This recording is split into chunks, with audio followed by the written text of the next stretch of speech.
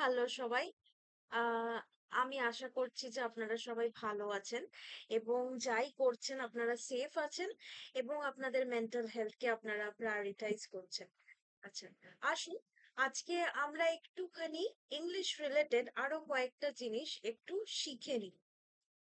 আম, আমি কিছুদিন আগে আপনাদেরকে একটা টাং টুইস্টার দিয়েছিলাম, যেটা হচ্ছে she sells sea shells on the sea floor.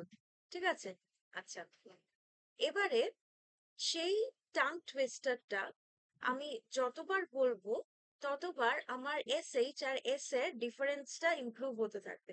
ঠিক আছে? She sells sea shells on the sea floor. She sells sea shells on the sea floor.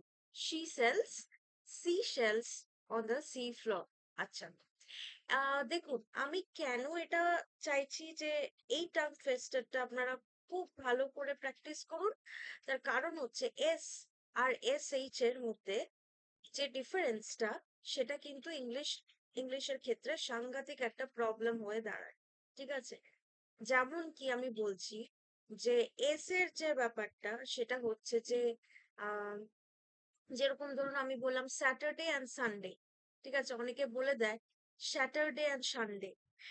এবং এইটা আমাদের যে এরিয়া, আমাদের এদিকে যারা ধরুন যারা কি বলবো, আহ, মানে একটু ইন্ডিয়ার যারা ইস্টার্ন জোনের যারা লোকজন, তাদের এই মিস্টেকটা একটু বেশি।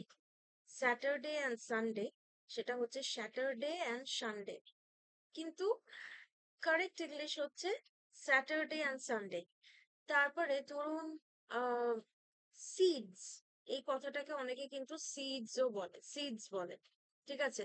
তারপরে ধরুন আমি বলছি যে যে শোর, যেরকম কি she sells seashells of the seashore. সিশোরটাকে অনেকে শিশোর বলে দেয়। হ্যাঁ।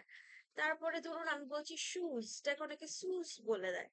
সে দেখুন সুজ কথাটা কিন্তু একটা আলাদা একটা ওয়ার্ড। হ্যাঁ। এবারে আপনাদেরকে আস্তে আস্তে এই প্রনাউন্সিয়েশন গুলো প্র্যাকটিস করতে হবে। যেরকম কি আমি আরো বলছি যে স্নেক, নট স্নেক। তারপরে ধরুন স্নেল, নট নট স্নেল। ঠিক আছে? স্নেল মানে হচ্ছে ওই যে দেখবেন আপনারা গাছের টব যখন লাগান, ছোট ছোট যে ইনসেক্টস গুলো হয় মাঝে মাঝে, সেগুলো। ঠিক আছে? Stay tune for more.